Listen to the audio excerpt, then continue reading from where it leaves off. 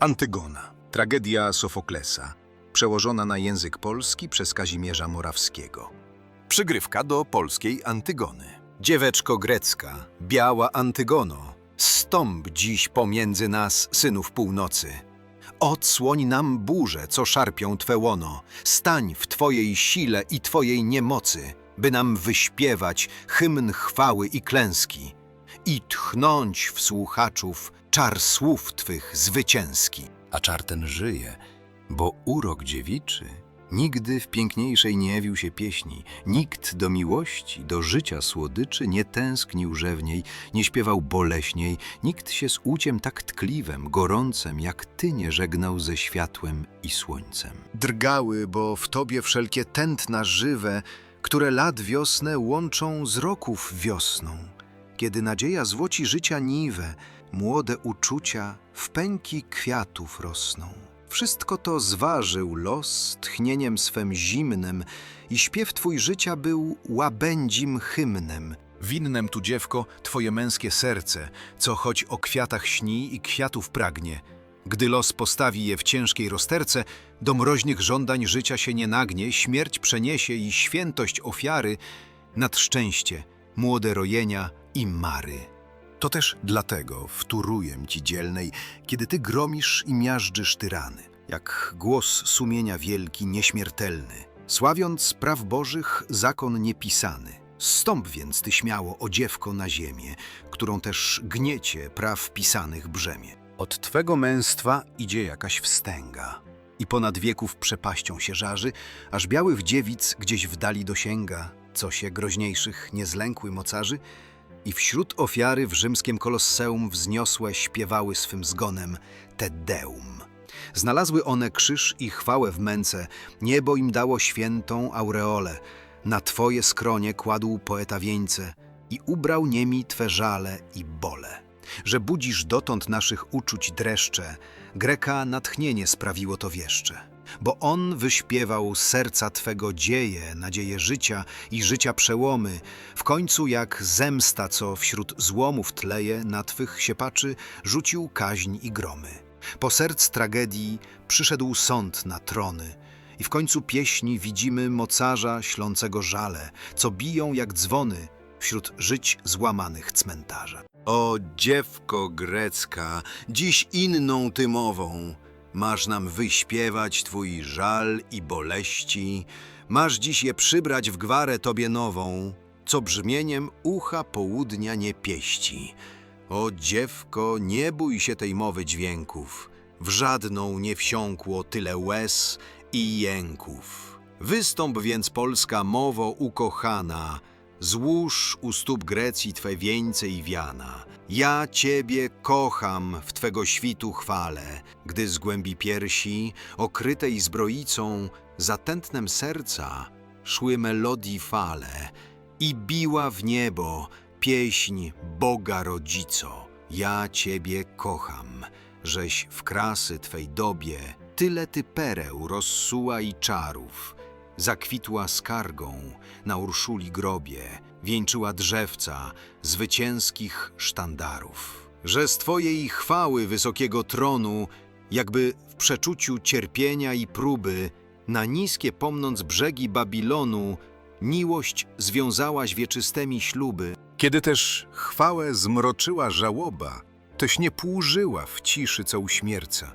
Nie zmilkłaś jako przyjaciele Hioba, lecz wiążąc słowa, wiązałaś też serca. Nad padołami ludzi, którzy jęczą, jak z niebios wzięty, w niebo rwący promień, wielką ognistą zabłysłaś Ty tęczą, co światło w duszę, a w serca tchnie płomień. I ponad burzę i ponad zawieje, mimo gróźb wroga i wrogich mozołów, idziesz zwycięsko na wielki dusz połów, niesiesz nadzieję. Usłuż Ty dzisiaj greckiej Antygonie. Użycz sił groźbie, rzewności jej trenom. Niech tak łzy roni i gniewem zapłonie, jak się jawiła przed wieki Helenom. W pierwotnej chwale piękność już nie wróci, ale nie wszystko z jej wdzięku uroni.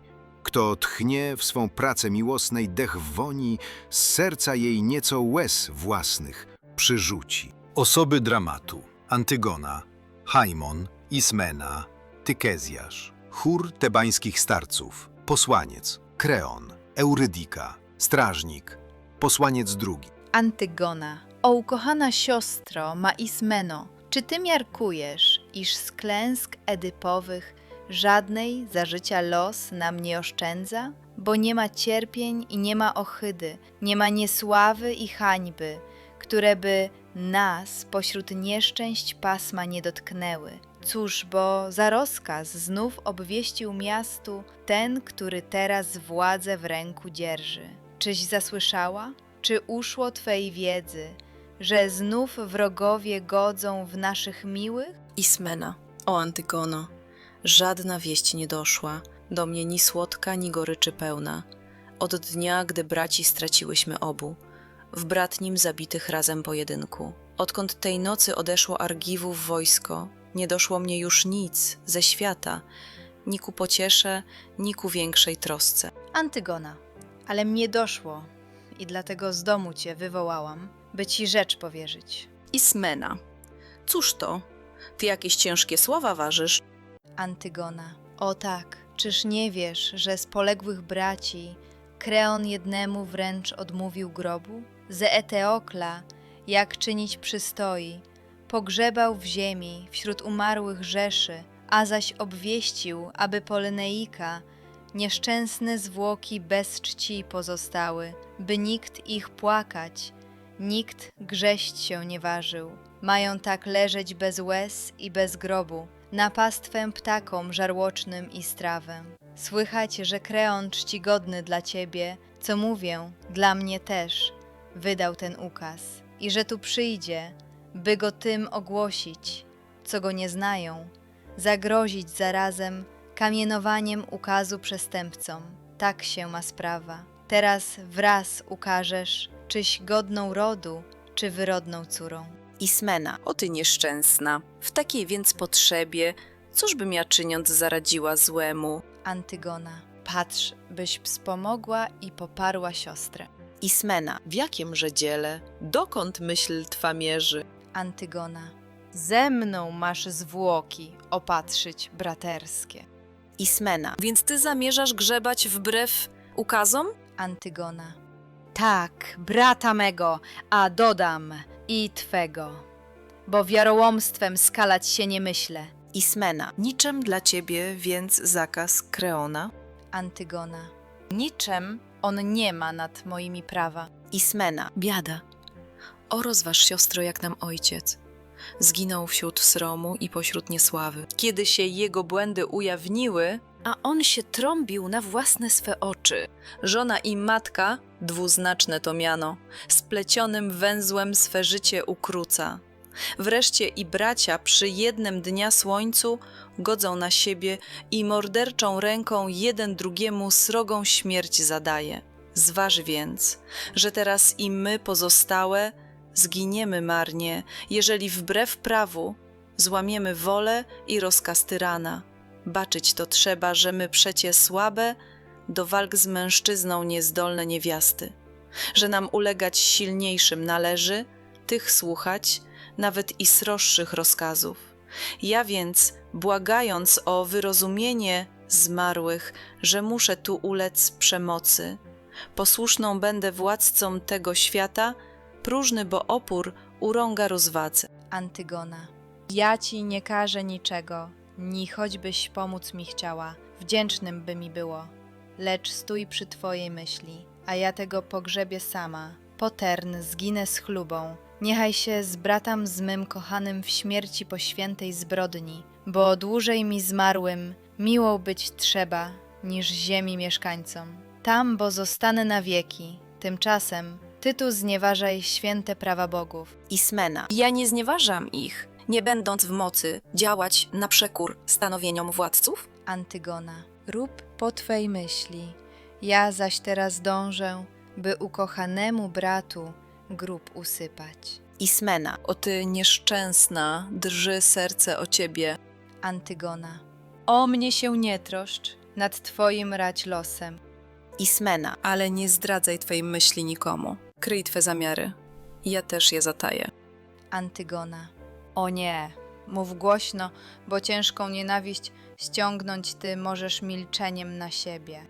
Ismena. Z żarów twej duszy mroźne mieciesz słowa. Antygona. Lecz miłą jestem tym, o których stoję. Ismena. Jeśli podołasz w trudnych mar pościgu. Antygona. Jak nie podołam, to zaniecham dzieła. Ismena. Nie trza się z góry porywać na mary.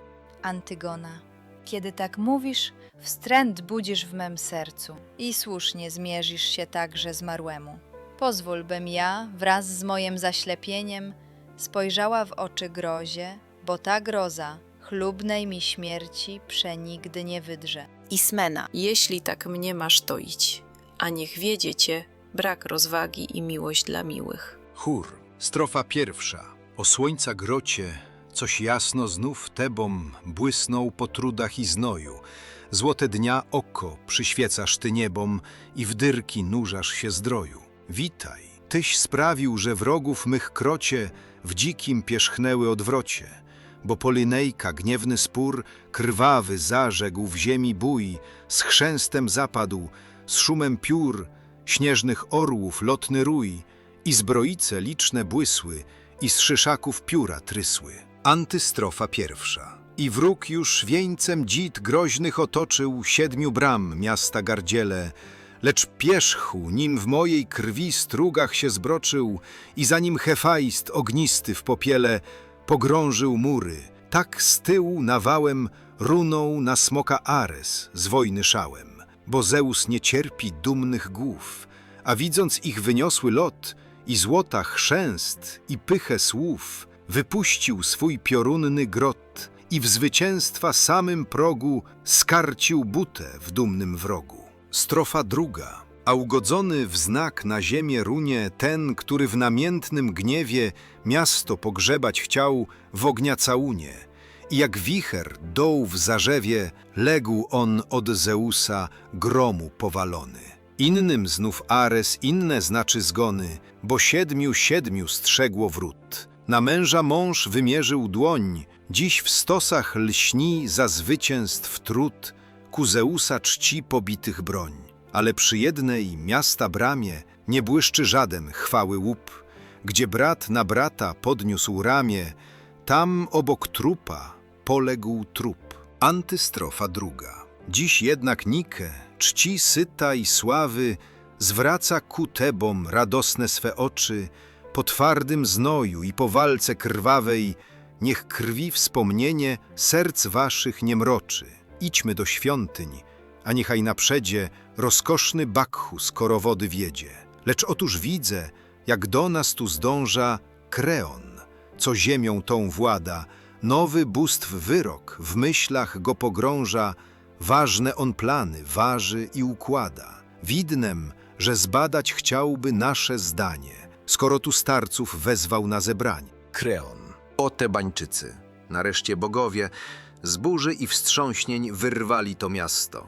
A jam was zwołał tutaj przed innymi, boście wy byli podporami tronu, za Lajosa i Edypa rządów. I po Edypa zgonie, młodzieniaszkom pewną swą radą służyliście chętnie. Kiedy zaś oni za losu wyrokiem polegli obaj w bratobójczej walce, krwią pokalawszy braterskie swe dłonie, wtedy ja władzę i tron ten objąłem, który mi z praw, a po zmarłych przypada. Trudnem jest duszę przeniknąć człowieka, jego zamysły i pragnienia, zanim on ich na szerszem nie odsłoni polu. Ja tedy władcę, co by rządząc miastem, wnet się najlepszych nie imał zamysłów i śmiało woli swej nie śmiał ujawnić, za najgorszego uważałbym pana.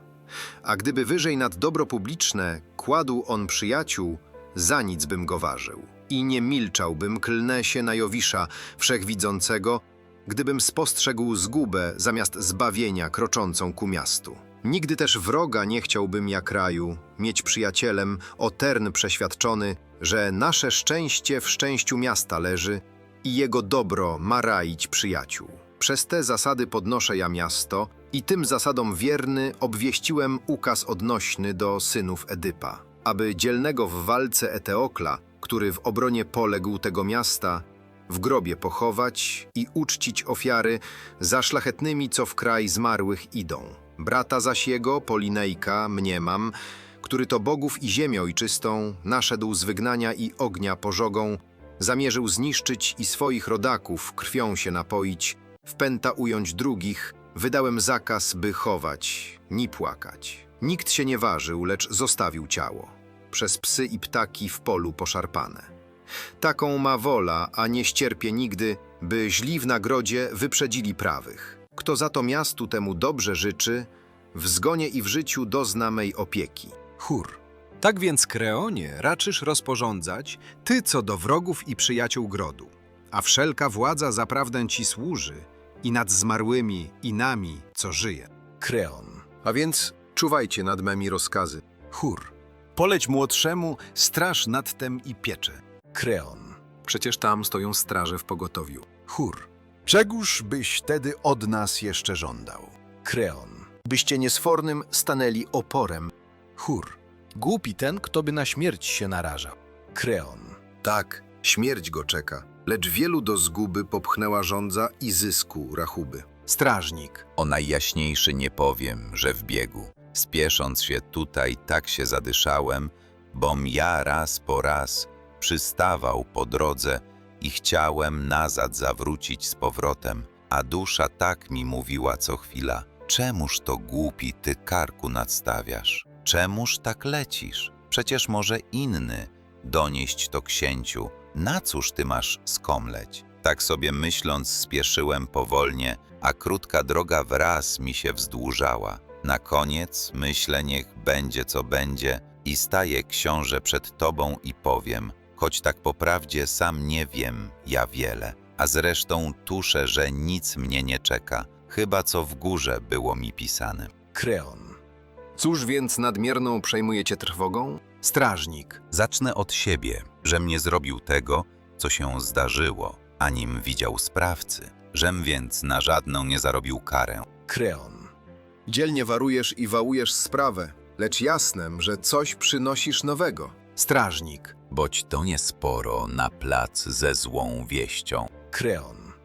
Lecz mów już w końcu i wynoś się potem. Strażnik. A więc już powiem, trupa ktoś, co tylko pogrzebał skrycie i wyniósł się chyłkiem. Rzucił garść ziemi i uczcił to ciało. Kreon. Co mówisz? Któż był tak bardzo bezczelnym? Strażnik. Tego ja nie wiem, bo żadnego znaku, ani topora, ni rydla nie było. Ziemia wokoło była gładka, zwarta, ani w niej stopy, ni żadnej kolei. Lecz krótko mówiąc, sprawca znikł bez śladu. Skoro też jeden ze straży rzecz wskazał, zaraz nam w myśli, że wtem jakieś licho. Trup znikł, a leżał nie pod grubą zaspą, lecz przypruszony, jak czynią, co winy się wobec zmarłych strachają, i zwierza lub psów szarpiących trupy, ani śladu. Więc zaczął jeden wyrzekać na drugich, jeden drugiego winować i blisko. Było już bójki, bo któż by ich zgodził? W każdym ze straży wietrzyliśmy sprawcę, lecz tak na oślep, bo nikt się nie przyznał. I my gotowi i żary brać w ręce, i w ogień skoczyć, i na bogów przysiąc, że nie my winni, ani byli w spółce z tym, co obmyślił tę rzecz i wykonał. Więc koniec końcem, gdy dalej tak nie szło, jeden rzekł słowo, które wszystkim oczy zaryło w ziemię, bośmy nie wiedzieli, co na to odrzec.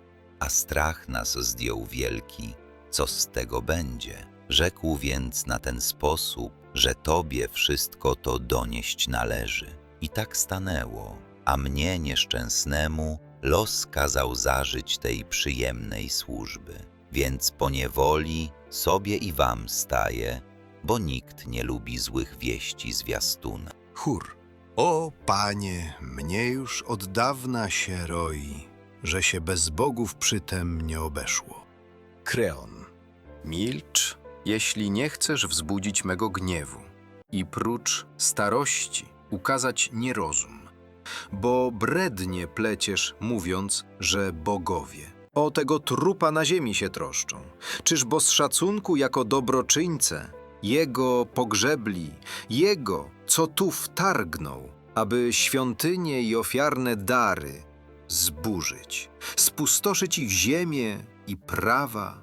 Czyż według Ciebie bóstwa czczą zbrodniarzy? O nie, przenigdy, lecz tego tu miasta ludzie już dawno przeciw mnie, szemrając, głową wstrząsali i jarzmem ukrycie przeciw mym rządom i mojej osobie.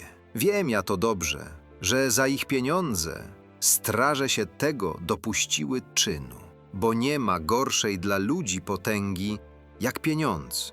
On to i miasta rozburza, on to wypiera ze zagród i domu.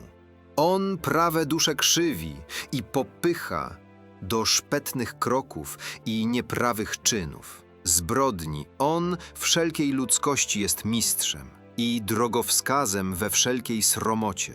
A ci, co czyn ten za pieniądz spełnili, wreszcie spóźnione wywołali kaźnie.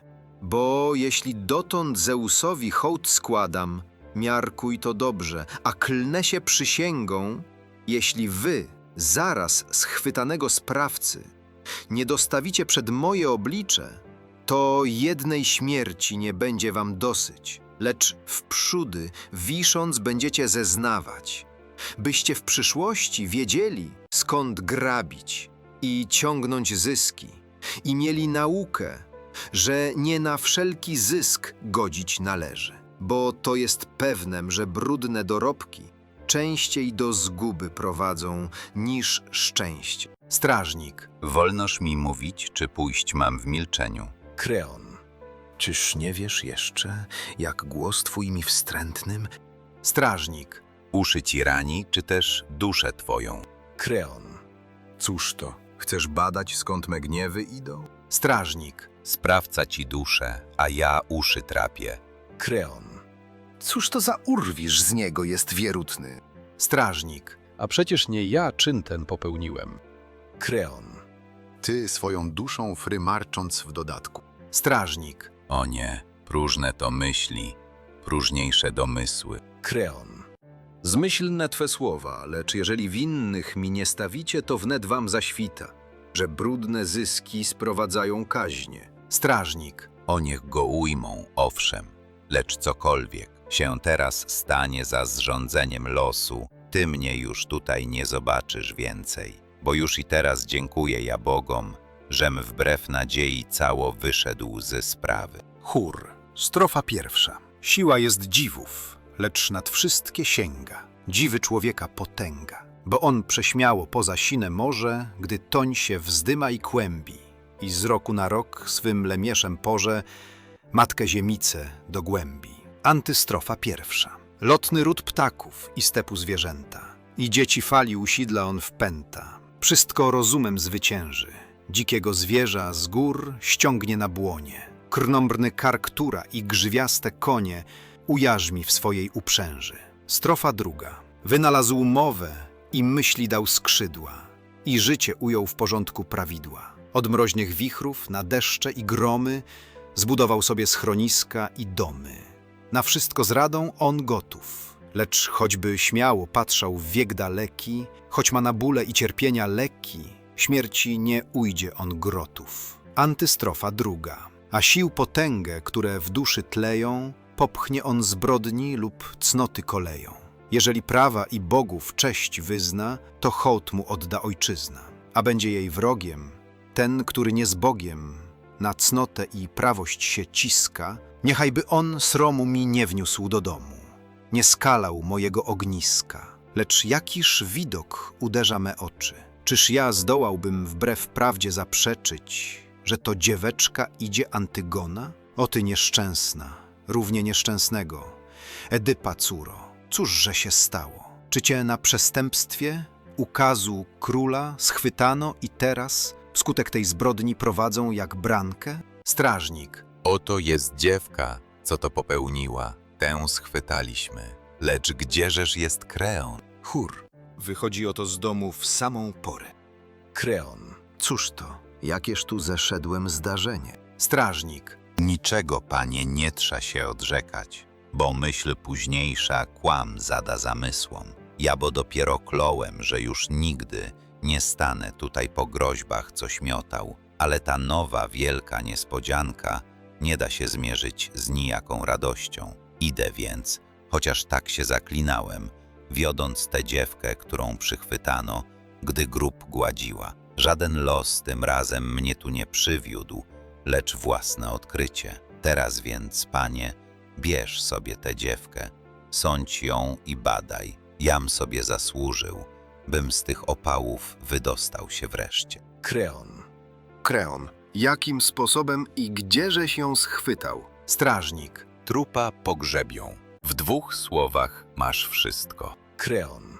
Czyż pewnym jesteś tego, co tu głosisz? Strażnik. Na własne oczy przecież ją widziałem. Grzebiącą trupa, chyba jasno mówię. Kreon, więc na gorącym zszedło się uczynku? Strażnik. Tak się rzecz miała, kiedyśmy tam przyszli, groźbami twemi srodze przepłoszeni. Zmietliśmy z trupa ziemię i znów nagie, i już nadpsute zostawiwszy ciało, na bliskim wzgórzu siedliśmy, to obacząc, by nam wiatr nie niósł wstrętnego zaduchu, a jeden beształ drugiego słowami, by się nie lenić i nie zaspać sprawy. To trwało chwilę, a potem na niebie zabłysnął w środku ognisty krąg słońca i grzać poczęło, aż nagle się z ziemi wicher poderwał i wśród strasznej trąby wył po równinie, drąc liście i korę z drzew i zapełnił kurzawą powietrze. Przymknąwszy oczy, drżeliśmy od strachu, a kiedy wreszcie ten szturm się uciszył, widzimy dziewkę, która tak boleśnie, jak ptak zawodzi, gdy znajdzie swe gniazdo, obrane z piskląt i opustoszałe. Tak ona, trupa dojrzawszy nagiego, zaczyna jęczyć i przekleństwa miotać na tych, co brata obnażyli ciało. I wnet przynosi garść suchego piasku, a potem z wiadra, co dźwiga na głowie, podwójnym płynem martwe skrapia zwłoki. My więc rzucamy się na nią i dziewkę chwytamy, ona zaś nic się nie lęka. Badamy dawne i świeże jej winy, ona zaś żadnej nie zaprzecza zbrodni. Co dla mnie miłem, lecz i przykrem było, bo że z opałów sam się wydostałem, było mi słodkiem, lecz żem w nie pogrążył znajomych przykrem. Chociaż ostatecznie, skorom ja cały, resztę lekko ważę. Kreon, lecz ty, co głowę tak skłaniasz ku ziemi, mów, czy to prawda, czy donos kłamliwy. Antygona. Jam to spełniła, zaprzeczyć nie myślę. Kreon. Ty więc się wynoś, gdzie ci się podoba, wolny od winy i ciężkich podejrzeń. A ty odpowiedz mi teraz w 2 słowach, czyżeś wiedziała o moim zakazie? Antygona. Wiedziałam dobrze, przecież nie był tajnym. Kreon, i śmiałaś wbrew tym stanowieniom działać? Antygona. Przecież nie Jowisz obwieścił to prawo, ni wola Dyki, podziemnych bóstw siostry, taką ród ludzki związała ustawą, a nie mniemałam, by ukaz twój ostry tyle miał wagi i siły w człowieku, aby mógł łamać święte prawa Boże, które są wieczne i trwają od wieku, że ich początku nikt zbadać nie może. Ja więc nie chciałam ulęknąć się człeka i za złamanie praw tych kiedyś Bogom zdawać tam sprawę, bom śmierci ja pewna, nawet bez twego ukazu, a jeśli wcześniej śmierć przyjdzie, za zysk to poczytam, bo komu przyszło żyć wśród nieszczęść tylu, jakżeby śmierci za zysk nie uważał. Tak więc nie mierzi mnie śmierci ta groźba, lecz mierziłoby mnie braterskie ciało, niepogrzebane. Tak, śmierć mnie nie straszy, a jeśli głupio działać ci się zdaje, niech mój nierozum za nierozum staje. Chór.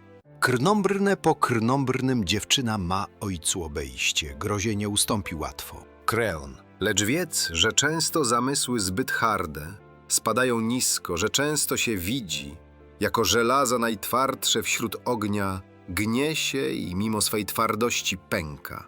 Wiem też, że drobne wędzidło rumaki dzikie poskramia, bo tym nieprzystojną wyniosłość, którzy u innych w niewoli, dziewka ta jedną splamiła się winą, rozkazy dane obchodząc i łamiąc, teraz przed drugim nie sroma się gwałtem, z czynu się chełpi i nadto urąga. Lecz nie ja mężem, lecz ona by była, gdyby postępek ten jej uszedł płazem. Ale czy z siostry, czy choćby i bliższej, krwią mi istoty ona pochodziła, ona i siostra nie ujdą przenigdy śmierci straszliwej, bo i siostrę skarcę, że jej wspólniczką była w tym pogrzebie. Wołać mi tam tą, którą co dopiero widziałem w domu zmieszaną, szaloną. Tak duch zazwyczaj zdradza tych, co tajnie się dopuścili jakiegoś występku. Wstręt zaś ja czuję przeciw tym złoczyńcom, którzy swe grzechy chcą potem upiększać. Antygona. Chcesz li co więcej, czyli śmieć mi zadać? Kreon. O nie, w tem jednem zawiera się wszystko. Antygona. Więc na cóż zwlekać? Jako twoje słowa mierzą i oby zawsze mnie mierziły. Tak wstrętne tobie wszelkie me postępki.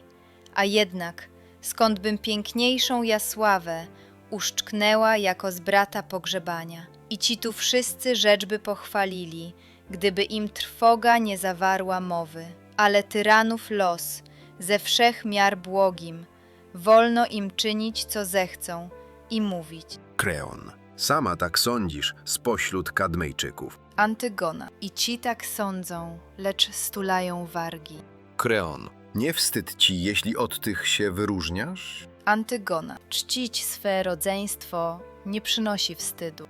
Kreon. Nie był ci bratem ten, co poległ drugi? Antygona. Z jednego ojca i matki zrodzonym. Kreon. Czemuż więc niesiesz cześć, co jemu wstrętną? Antygona. Zmarły nie rzuci mi tej skargi w oczy. Kreon. Jeśli na równi z nim uczcisz złoczyńcę? Antygona. Nie jak niewolnik, lecz jak brat on zginął. Kreon. On, co pustoszył kraj, gdy tamten bronił. Antygona. A jednak Hades pożąda praw równych. Kreon. Dzielnemu równość ze złym nie przystoi. Antygona. Któż wie, czy takie wśród zmarłych są prawa? Kreon. Wróg i po śmierci nie stanie się miłym. Antygona. Współkochać przyszłam, nie współnienawidzić. Kreon. Jeśli chcesz kochać, kochaj ich w Hadesie. U mnie kobieta przewodzić nie będzie. Chór. Lecz otóż wiodą Ismenę, o panie. Widać jej boleść i słychać jej łukanie, a jakaś chmura przesłania jej oczy i piękną dziewki twarz mroczy. Kreon. O ty, co w domu przypięłaś się do mnie, jak wąż podstępnie, żem wiedzieć ja nie mógł, iż na mą zgubę dwa wyrodki żywie. Nurze mów teraz, czyś była wspólniczką w tem pogrzebaniu, lub wyprzyj się win. Ismena. Winną ja jestem, jak stwierdzi to siostra, i biorę na się tej zbrodni połowę. Antygona. Lecz sprawiedliwość przeczy twym twierdzeniom, aniś ty chciała, ni jać przypuściłam. Ismena. Jednak w niedoli twojej nie omieszkam wziąć na się cząstkę twych cierpień i kaźni. Antygona. Hades i zmarli wiedzą, kto to zdziałał. Słowami świadczyć miłość, to nie miłość. Ismena. O nie zabraniaj mi, siostro, choć w śmierci z tobą się złączyć i uczcić zmarłego. Antygona. Nie chcę twej śmierci, a nie zwij twem dziełem, coś nie sprawiła. Mój zgon starczy bratu. Ismena. Lecz jaki żywot mnie czeka bez ciebie? Antygona. Pytaj Kreona, zwykłaś nań ty baczyć. Ismena. Po cóż mnie dręczysz, bez żadnej potrzeby? Antygona. Cierpię ja, że mi śmiać przyszło się z ciebie. Ismena. W czym bym choć teraz przydać ci się mogła? Antygona. Myśl o ratunku, ja go nie zawiszczę. Ismena. O ja nieszczęsna, więc chcesz mnie porzucić. Antygona. Wybrałaś życie, ja życia ofiarę. Ismena. Skąd wiesz, co na dnie moich słów się kryje? Antygona. W słowach ty rady, ja szukałam w czynie. Ismena. A jednak wina taż sama nas łączy. Antygona. Bądź zdrowa, żyjesz, a moja już dusza w krainie śmierci zmarłym świadczyć może. Kreon.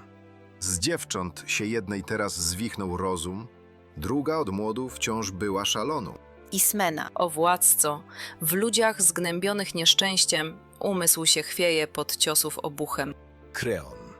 W tobie zaiste, co z zbrodnią się łączysz. Ismena. Bo cóż mi życie warte bez mej siostry? Antygona. Jej nie nazywaj, bo ona już zmarłą. Ismena. Więc narzeczoną chcesz zabić ty, syna? Kreon. Są inne łany dla jego posiewu. Ismena. Lecz on był dziwnie do niej dostrojony. Kreon. Złe mi dla synów niewiasty się brzydzę. Ismena. Drogi Hajmonie, jak cię ojciec krzywdzi? Kreon. Twój głos i swadźby zbyt mierzą mnie twoje. Hur. A więc chcesz wydrzeć kochankę synowi. Kreon. Hades posłaniem będzie tej miłości. Hur. Taka więc wola, że ta umrzeć musi. Kreon. Twoja i moja, lecz dosyć tych zwlekań. Wiedźcie je sługi w dom, bo odtąd mają żyć jak niewiasty, nie według swej woli. Bo i zbyt śmiałe ulękną się serca, gdy widmo śmierci zaglądnie im w oczy. Hur. Strofa pierwsza. Szczęśliwy, kogo w życiu klęski nie dosięgły, bo skoro Bóg raz wstrząśnie domowymi węgły, z jednego gromu cały szereg nieci, po ojcach godzi i w dzieci, tak jako fale na morzu się piętrzą, gdy wicher tracki do głębiny wpadnie i ryje iły drzemiące gdzieś na dnie, aż brzeżne skały od burzy zajęczą. Antystrofa pierwsza. Tak już od wieków, w Labdakidów domy, po dawnych gromach nowe godzą gromy. Bóle minionych pokoleń nie niosą ulg i wyzwoleń. I ledwie słońce promienie rozpostrze ponad ostatnią odnogą rodzeństwa, a już bóstw krwawych podcinają ostrze, obłęd i szału przekleństwa. Strofa druga. O Zeusie, któż się z twą potęgą zmierzy? Ciebie ni czasu odwieczne miesiące, ni sen nie zmoże wśród swoich obieży. Ty, co Olimpu szczyty jaśniejące, przez wieki dzierżysz promienny, równy w swej sile, niezmienny, a wieczne prawo gniecie ziemi syny, że nikt żywota nie przejdzie bez winy. Antystrofa druga. Nadzieja złudna, bo jednym da skrzydła, drugich omota w swe sidła. Rządz lotnych wzbudzi w nich ognie, aż życie pióra te pognie. A wieczną prawdą, że w przystępie dumy mienią dobremi ci nieprawe czyny, którym Bóg zmieszał rozumy. Nikt się na ziemi nie ustrzeże winy. Lecz otóż Haimon z twojego potomstwa, wiekiem najmłodszy, widocznie boleje nad ciężkim losem swej umiłowanej i po swem szczęściu łzy lej. Kreon. Wkrótce przejrzymy jaśniej od wróżbitów. O synu, czyż ty przybywasz tu gniewny wskutek wyroku na twą narzeczoną? Czy w każdej doli zachowasz mi miłość? Haimon, twoim ja, ojcze, skoro mądrze radzisz, idę ja chętnie za twoim przewodem i żaden związek nie będzie mi droższym ponad wskazówki z twoich ust rozumnych. Kreon. O tak, mój synu, być zawsze powinno. Zdanie ojcowskie ponad wszystkim ważyć. Przecież dlatego błagają ojcowie, aby powolnych synów dom im chował, którzy by krzywdy od wrogów pomścili, a równo z ojcem uczcili przyjaciół. Kto by zaś płodził potomstwo nic warte, cóż by on chował jak troski dla siebie? A wobec wrogów wstyd i pośmiewisko? Synu, nie folguj więc żądzy, nie porzuć. Dla marnej dziewki rozsądku, wiedz dobrze, że nie ma bardziej mroźnego uścisku, jak w złej kobiety ramionach, bo trudno o większą klęskę, jako zły przyjaciel. Przeto ze wstrętem ty porzuć tę dziewkę, aby w Hadesie innemu się dała, bo skorom poznał, że z całego miasta ona jedyna oparła się prawu, nie myślę stanąć wszem wobec jak kłamca, lecz ją zabije. Rodzinnego Zeusa niechby błagała, jeśli wśród rodziny nie będzie ładu jak obcych po skromie. Bo kto w swym domu potrafi się rządzić, ten sterem państwa pokieruje dobrze. Kto zaś zuchwale przeciw prawu działa i tym, co rządzą, chce narzucać wolę, ten nie doczeka się mego uznania. Wybrańcom ludu trzeba być posłusznym, w drobnych i słusznych, nawet w innych sprawach. Takiego męża rządom bym zaufał, po takim służby wyglądał ochotnej, taki by w starciu oszczepów i w walce wytrwał na miejscu jak dzielny towarzysz. Nie ma zaś większej klęski od nierządu. On gubi miasta, on domy rozburza, on wśród szeregów roznieca ucieczkę, gdy pośród mężów, powolnych rozkazom, za życia puklerz stanie posłuszeństwo. Tak więc wypada strzec prawa i władzy I nie ulegać niewiast samowoli.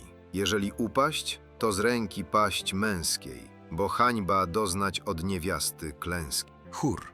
Nam, jeśli starość rozumu nie tłumi, zdajesz się mówić o tem bardzo trafnie. Haimon, ojcze, najwyższym darem łaski bogów, jest niewątpliwie u człowieka rozum, a ja słuszności twoich słów zaprzeczyć, ani bym umiał, ani chciałbym zdołać. Ale sąd zdrowy mógłby mieć i inny. Mam ja tę wyższość nad tobą, że mogę poznać, co ludzie mówią, czynią, ganią, bo na twój widok zdejmuje ich trwoga i słowo ciebie rażące zamiera, a więc cichaczem przyszło mi wysłuchać, jak miasto nad tą żali się dziewicą, że ze wszech niewiast najmniej ona winna, po najzacniejszym czynie marnie kończy. Czyżbo ta, co w swem nie przeniosła sercu, by brat jej leżał martwy bez pogrzebu, psom na pożarcie i ptactwu dzikiemu, raczej nagrody niegodną jest złotej. Takie się głosy odzywają z cicha, ja zaś, o ojcze, niczego nie pragnę, jakby się tobie dobrze powodziło,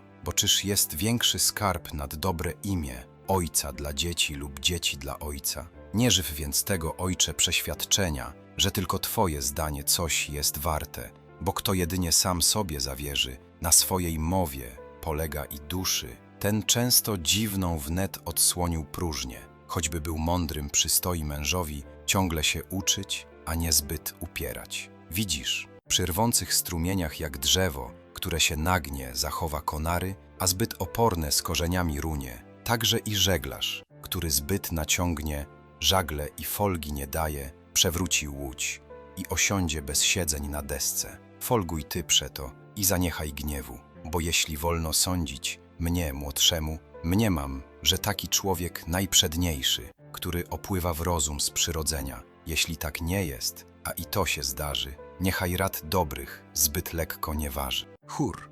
O panie, słuchaj, jeśli w porę mówi, a ty znów ojca, obaj mądrze prawią. Kreon.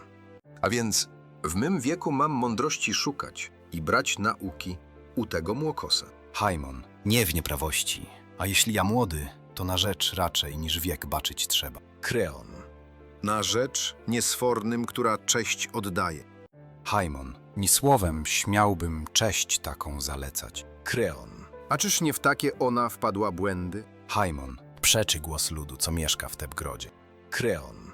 Więc lud mi wskaże, co ja mam zarządzać? Haimon, niemal jak młodzian porywczy przemawiasz. Kreon. Sobie czy innym gwoli, ja tu rządzę. Haimon, marne to państwo, co li panu służy. Kreon. Czyż nie do władcy więc państwo należy? Haimon, pięknie byś wtedy rządził na pustyni. Kreon. Ten, jak się zdaje, z tamtą dziewką trzyma. Haimon, jeśli ty dziewką, o ciebie się troskam. Kreon. Z ojcem się swarząc, o przewrotny synu. Haimon, bo widzę, że ty z drogi zbaczasz prawej. Kreon.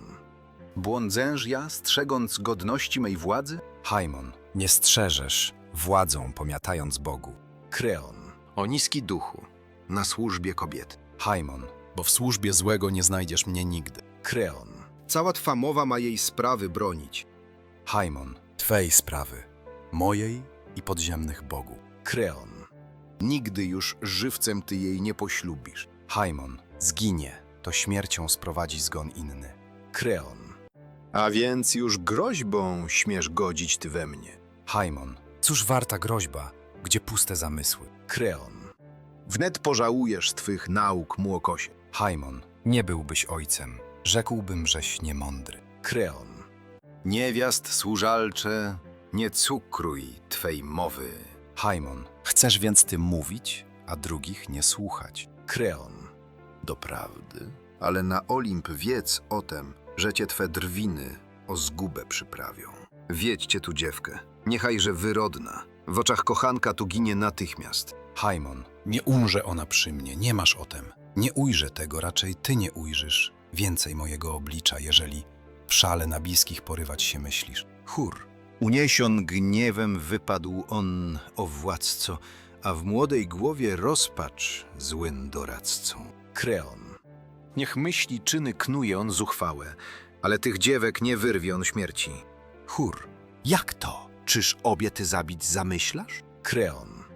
Niewinna ujdzie, słusznie mnie strofujesz. Chór, a jaką śmiercią zgładzić ją zamyślasz? Kreon. Gdzieś na bezludnem zamknę ją pustkowiu, w skalistym lochu zostawię żyjącą, strawy przydając jej tyle, by kaźnie pozbawić grozy i klątwy nie ściągnąć, a tam jej Hades, którego jedynie z bogów uwielbia, może da zbawienie, lub pozna wreszcie, jeśli marnie zginie, że próżną służbą czcić Hadesa cienie. Chór, strofa. Miłości, któż się wyrwie z twych obieży, miłości, która jarzmisz twe ofiary, gdy w gładkich licach dziewek niecisz czary. Kroczysz po morzu i do chat pasterzy, ni Bóg nie ujdzie przed twoim nawałem, ani śmiertelny, kim władasz wreszczałem. Antystrofa. Za twym podmuchem do winy zboczy w obłędzie i prawy wraz człowiek. Spory ty szerzysz wśród jednej rodziny. Urok tak strzela zwycięsko spod powiek dziewicy, sięgnie i praw majestatu moc Afrodyty, co przewodzi światu. A i ja nawet, chociaż wiernie służę, prawie się w duszy na ukazy burzę, a boleść serce mi rani. Bo straszny widok uderza me oczy, do wszechchłonącej Antygona kroczy, ciemnej Hadesu przystań. Antygona. Patrzcie, o, patrzcie, wy ziemi tej dzieci, jako ja idę w smutne śmierci cienie, jak na ostatnie spoglądam promienie słońca, co nigdy już mi nie zaświeci. Bo mnie Hadesu dziś ręka śmiertelna do Acherontu bladych wiedzie włości. Ani zaznałam miłości, ani mi zabrzmi żadna pieśń weselna, ale na zimne Acherontu łoże ciało nieszczęsne me złożę. Chór, pieśni ty godna i w chwały rozkwicie, w kraj śmierci niesiesz twe życie. Ani cię chorób przygnębiło brzemię, ni miecza ostrze zwaliło na ziemię, lecz własnowolna, nie dobiegłszy kresu, żywa w kraj stąpasz Hadesu. Antygona. Słyszałam niegdyś o frygijskiej niobie, córce Tantala i jej strasznym zgonie, że skamieniała w swej niemej żałobie i odtąd ciągle we łzach żalu tonie.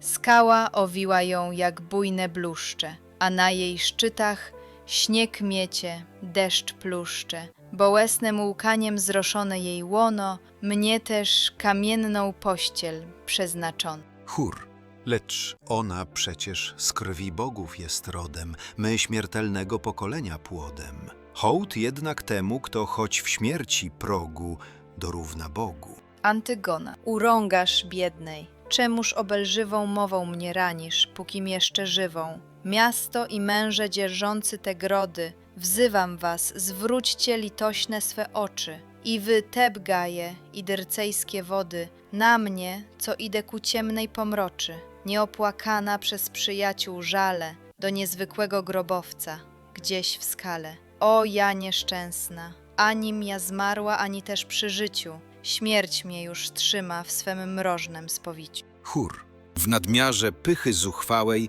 stronem się dyki twe myśli i mowy zderzyły w locie, złamały. Zły duch cię ściga rodowy.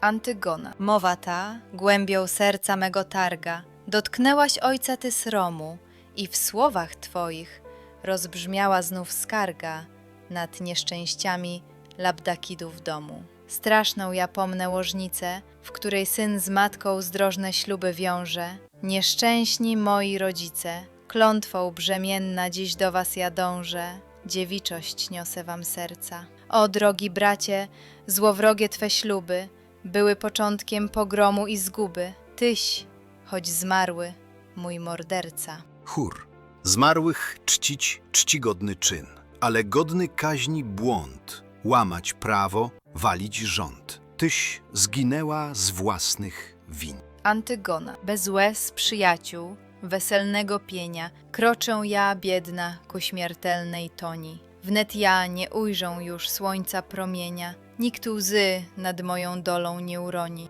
Kreon.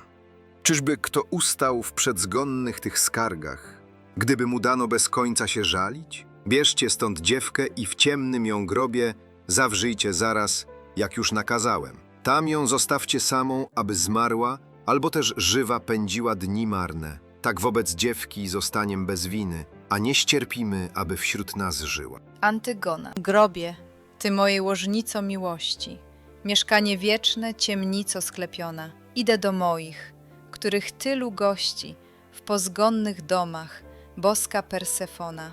Za wami idę ja, co w życia wiośnie zginęłam, prawie nie zaznawszy świata, a tuszę, że mnie tam przyjmą radośnie, ty, ojcze, matko i miła dłoń brata.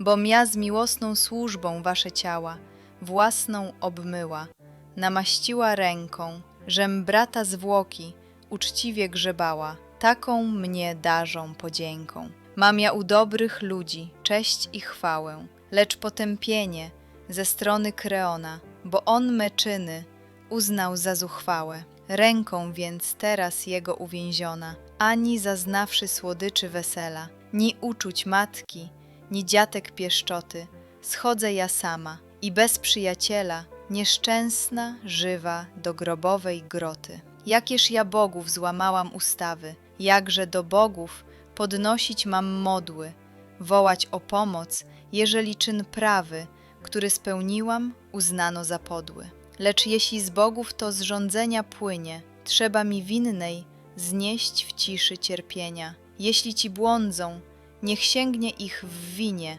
kaźń równa z bogów ramienia. Chór. Te same burze i te same jeszcze duszą tej dziewki wciąż miotają dreszcze. Kreon. Ci też, którym ja straż jej powierzyłem, swoją powolność ciężko mi odpłaczą.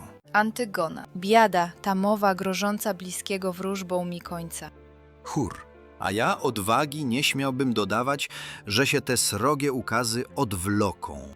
Antygona. Ziemi tebańskiej ojczysty ty grodzie, i wy, bogowie rodowi, oto mnie wiodą w bezzwłocznym pochodzie ku samotnemu grobowi. Patrzcie na księżnę, ostatnią step królów w ręce się paczy ujętą. Ile mąk ona, ile zniosła bólów, za wierną służbę i świętą. Chór.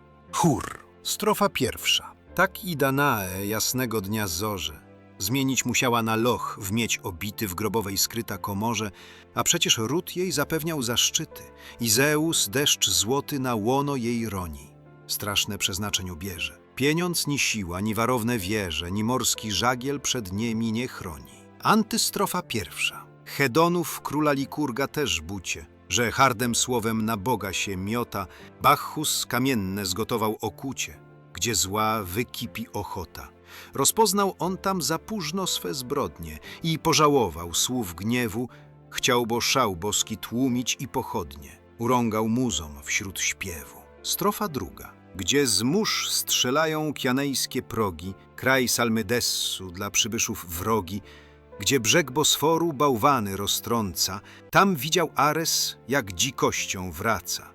Żona Fineusa pasierby swe nęka, nie mieczem srogim wymierza im cięgi, lecz krwawą rękę zatapia w ucz kręgi, ostrzem je łupi czułenka. Antystrofa druga. Ujęci oni kamienną niewolą, plączą nad matki i swoją niedolą, przecież jej przodki z Erechtydów rodu, ojcem Boreasz, pośród skał i głogów i burz pędziła dni swoje od młodu, na chyżych koniach prawe dziecię bogów.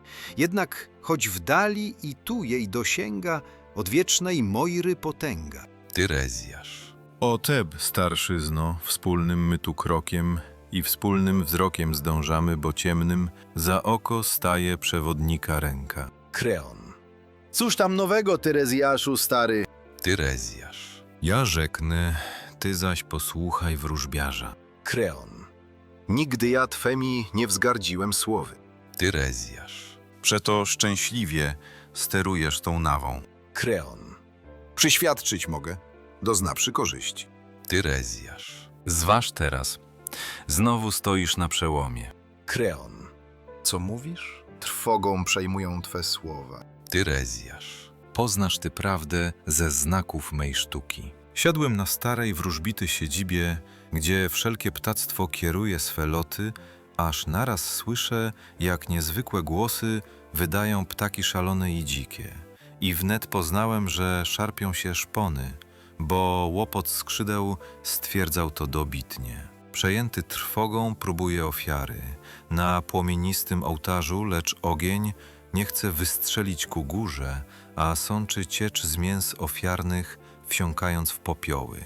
Kipi i syczy, żółć bryzga w powietrze i spoza tłuszczu, co spłynął stopiony, nagie wyjrzały na ołtarzu lędźwie.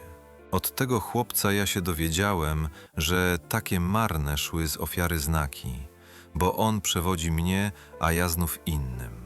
Tak więc chorzeje miasto z twojej winy, bo wsze ołtarze i ofiarne stoły skalało ptactwo i psy, które ciałem Edypowego się żywiły syna. Więc nie przyjmują już ofiarnych modłów bogowie od nas, ni ofiarnych dymów. A ptak, co żłopał krew trupa zastygłą, już nie wydaje głosów dobrej wróżby. Rozważ to, synu, bo wszystkich jest ludzi błądzić udziałem i z prostej zejść drogi.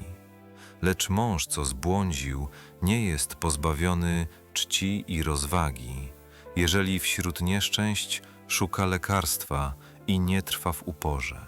Upór jest zawsze nierozumu znakiem. Ustąp ty śmierci i nie draż zmarłego. Cóż bo za chwała nad trupem się znęcać? Życzliwość moja tą radą ci służy. Dobrze jej słuchać, gdy korzyści wróży. Kreon. Starcze, wy wszyscy jak łucznik do celu mierzycie do mnie. Teraz i wróżbiarstwo sidła zastawia, a krewni mą myślą kupczą, targują z dawna jak towarem. Nurze, gromadźcie wy sardyjskie skarby, wskażcie mi górę indyjskiego złota, na pogrzeb tego jednak nie zezwolę. I choćby orły Jowisza porwały, trupa i przed tron Jowisza zaniosły, ja się takiego nie ulęknę sromu. Drześć nie pozwolę, wiem, bo ja zbyt dobrze, że skalać bogów nie zdoła śmiertelny. Potknąć się mogą i ludzie przemądrzy, starcze, haniebnie, kiedy szpetne myśli ubiorą w słowa barwiste dla zysku. Tyrezjasz. Biada. Czyż wie to człowiek, czy rozważa sobie? Kreon. Cóż, z jakim znowu na plac ogólnikiem?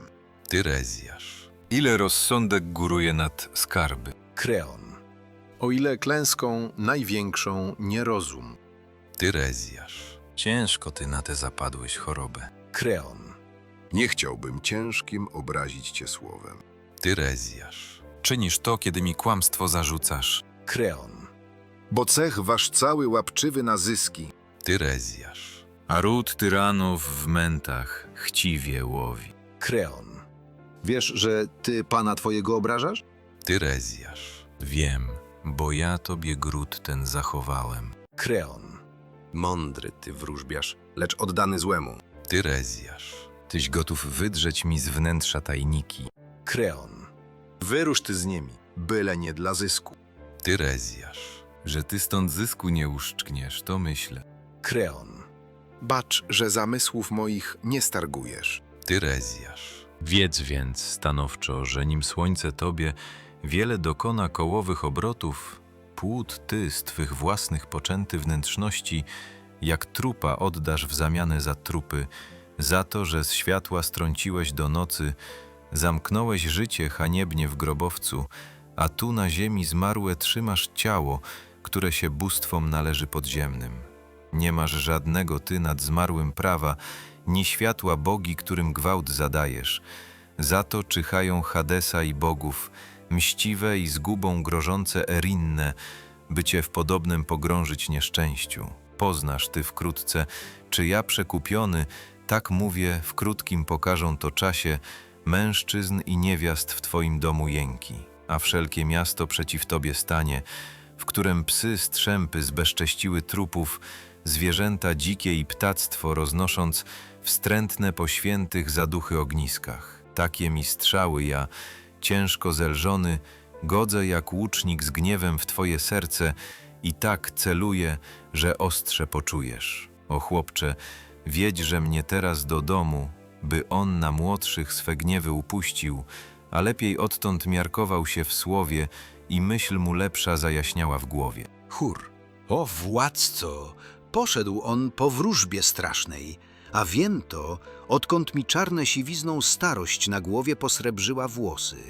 Fałszu on nigdy nie zwiastował miastu. Kreon. Ja też wiem o tem i trwoga mną miota. Ustąpić ciężko, a jeśli się oprę, to łatwo klęska roztrąci mą czelność. Chór. Synu Menojka, rozwagi ci trzeba. Kreon. Cóż tedy czynić? Mów, pójdę za radą. Chór. Idź i wyprowadź dziewkę z ciemnej groty, a grób przygotuj dla ciała, co leży. Kreon. Radzisz i mniemasz, że ja mam ustąpić? Chór. O jak najprędzej, mój książę, bo chyżo, bogów kaźń ludzki pochwyci nierozum. Kreon. Ciężkiem to, ale każe milczeć sercu. Cofnę się, trudno z koniecznością walczyć. Chór. Idź, sam to uczyń. Nie zwalaj na innych. Kreon. Idę sam zaraz, a wy, moi słudzy, wiąwszy topory, pospieszcie pospołem na miejsce widne, gdzie nagi trup leży. Ja, że zmieniłem me dawne zamysły, com sam namotał, sam teraz rozwiążę. Najlepiej może działa, kto do zgonu praw istniejących przestrzega zakonu. Chór. Strofa pierwsza. Wieloimienny. Coś z Kadmosa, domu, przysporzył chwały dziewczynie. Synu Jowisza, pana burz i gromu. W italskiej ziemi twoje imię słynie, a i w Eleuzis, o synu Semeli, roje cię sławią czcicieli. Bakchusie, w Tebach ty dzierżysz stolicę, kędy Ismenos ciche wody toczy. Szałem twym tchnące pląsają dziewice, pieniem rozbrzmiewa gród smoczy. Antystrofa pierwsza. Widnyś ty w łunie jarzących kagańców, gdzie Parnas szczytem dwugłowym wystrzela, gdzie z drójka stali i swywolnych tańców koryku nimfy zawodzą wesela. W górach nyzejskich, Eubei, w spowitej bluszczem mkniesz kniei. Potem z tych brzegów, gdzie bujne winnice, zwrócisz twe kroki ku Tebom. Pieśni cię chwały wiodą przez ulice i brzmią radośnie ku niebom. Strofa druga. Gród ten nad wszystkie czcisz, grody ty w świecie, wraz z matką twoją ciężarną od gromu.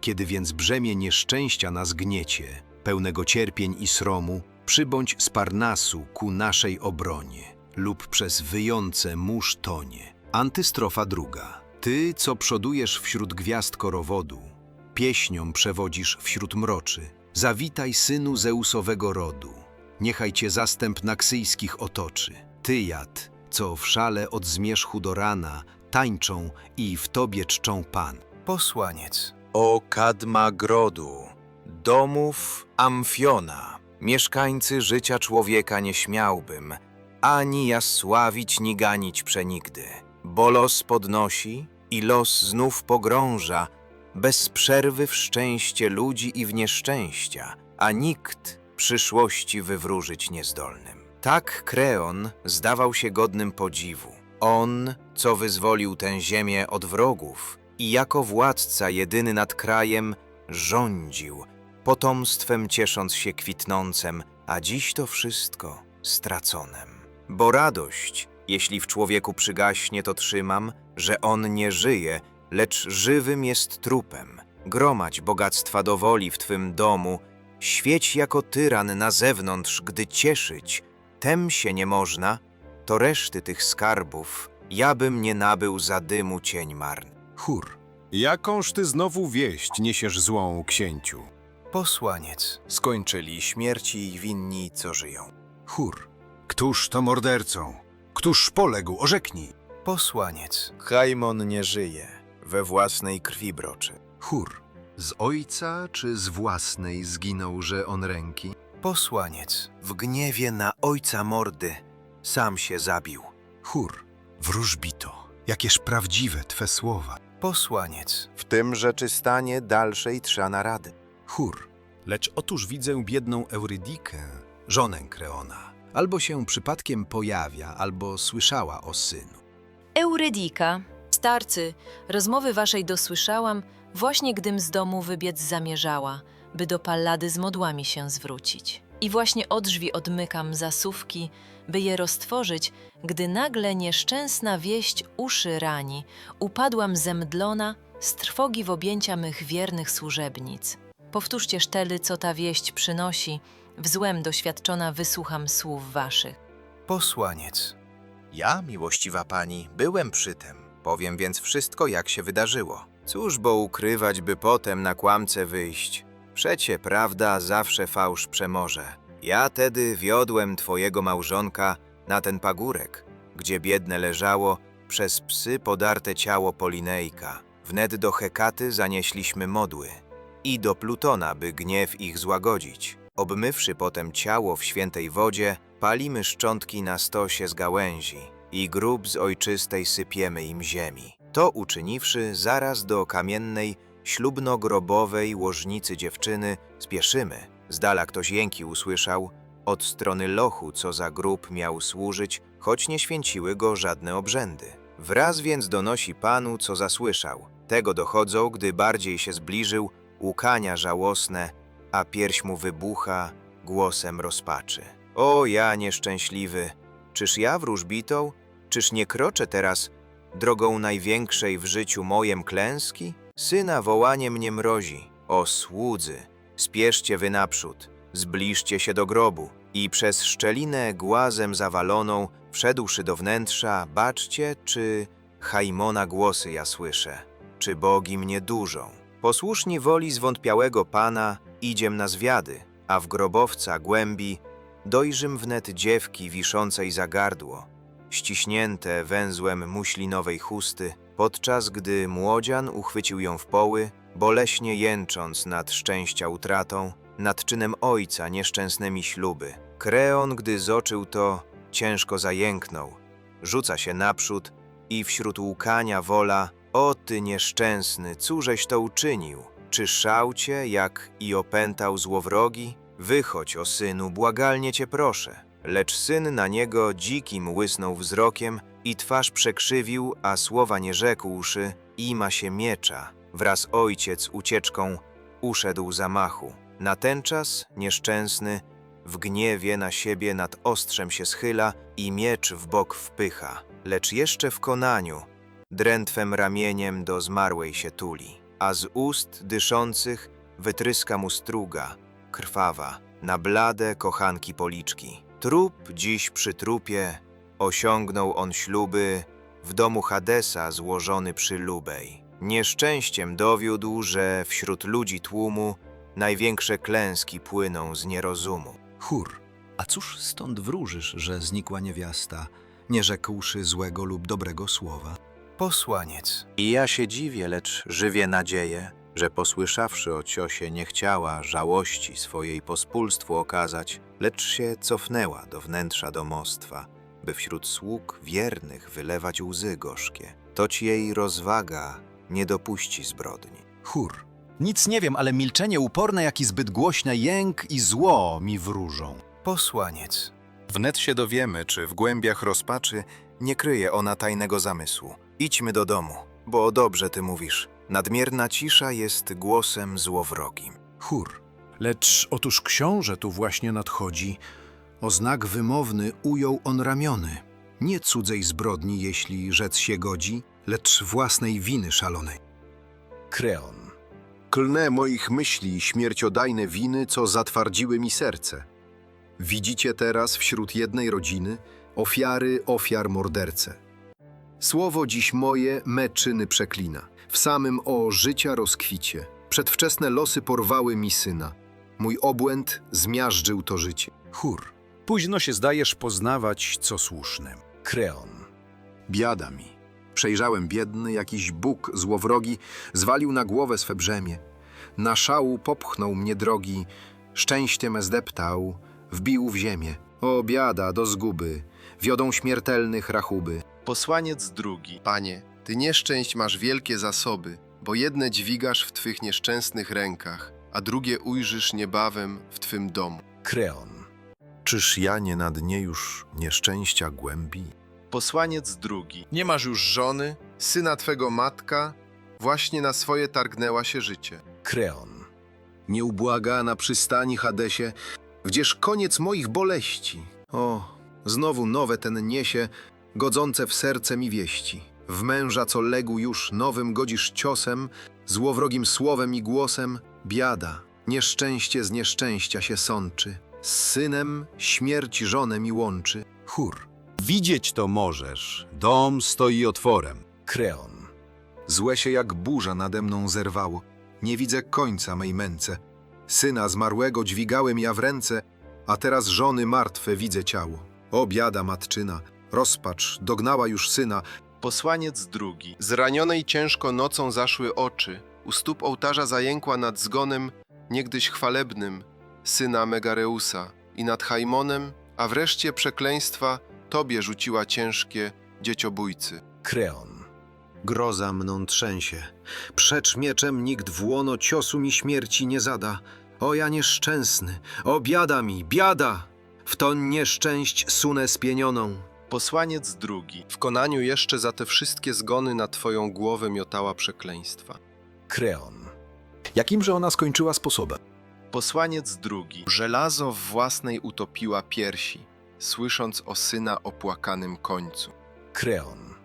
O biada, win mi nie ujmie nikt inny, nie ujmie męki ni kaźni. Ja, bo nieszczęsny, ja Twej śmierci winny. Nurze o słudzy, wiedźcie mnie co raźniej, uwodźcie mnie stąd. Niech mojem obliczem nie mierzę, ja co mniej jestem jak niczem. Chór, zysku ty szukasz, jest li zysk w nieszczęściu? Bo lżejszą klęska, co nie gnębi długo. Kreon. Błogosławiony dzień ów, który nędzy kres już ostatni położy. Przybądź, o przybądź co prędzej, niechbym nie zajrzał jutrzejszej jazorzy. Chór. To rzecz przyszłości. Dla obecnej chwili trza działać, tamto obmyśleć rzecz bogów. Kreon. Wszystkie pragnienia w tem jednym zawarłem. Chór. O nic nie błagaj, bo próżne marzenia, by człowiek uszedł swego przeznaczenia. Kreon. Wiedźcie mnie, sługi, uchodźcie stąd ze mną. Mnie, który syna zabiłem wbrew woli, i tamtą. Biada, aż w oczach mi ciemno. Dokąd się zwrócić, gdzie spojrzeć w niedoli? Wszystko mi w rękach się chwieje, a nad mą głową srogi los szaleje. Chór. Nad szczęścia błysk, co złudą mar, najwyższy skarb rozumu dar. A wyzwie ten niechybny sąd, kto bogów lży i wali rząd. I ześlą oni swą zemstę i kary na pychę słowa w człowieku i w klęsk odmęcie rozumu i miary. W późnym nauczą go wieku. Prawa do utworu, domena publiczna. Wolno zwielokrotniać, zmieniać i rozpowszechniać oraz wykonywać utwór nawet w celach komercyjnych bez konieczności pytania o zgodę. Wykorzystując utwór należy pamiętać o poszanowaniu autorskich praw osobistych twórcy. Zapraszam na inne audiobooki na moim kanale. Nie zapomnij o subskrypcji, żeby być na bieżąco. Pozdrawiam serdecznie. SK Audiobooks.